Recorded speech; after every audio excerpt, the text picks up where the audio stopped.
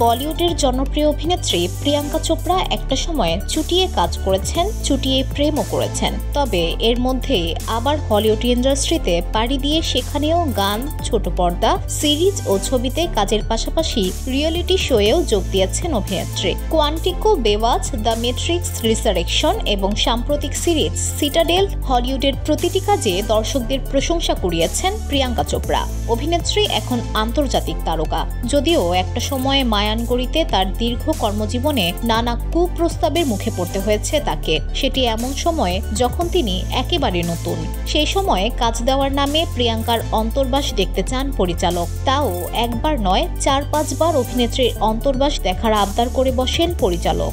ঘটনা সেই ২০০০ সালের। সেই সময় অভিনেত্রীর বয়স ১৯। প্রিয়াঙ্কা চোপড়া বলেন, একটি ছবিতে আন্ডারকভার এজেন্টের চরিত্রে অভিনয় করেছিলাম। ছবিতে পোশাক খোলার একটি দৃশ্য ছিল।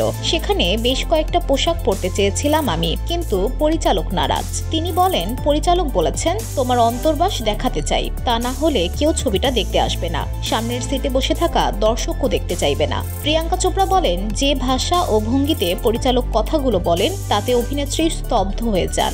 আর ১ বা ২ বার নয়, প্রায় ৪-৫ বার অন্তর্বাস দেখানোর কথা বলেন তিনি। মাত্র ২ দিন কাজ করে সেই ছবি থেকে বেরিয়ে যান প্রিয়াঙ্কা চোপড়া। বাড়ি ফিরে গোটা ঘটনা বাবা অশোক চোপড়াকে বলেন প্রিয়াঙ্কা। তৎক্ষণাৎ আগাম পারিশ্রমিক ফেরত দেওয়ার উপদেশ দেন অভিনেত্রীর বাবা।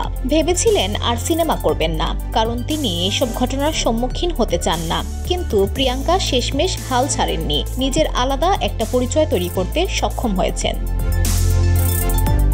VOD Bangla news desk.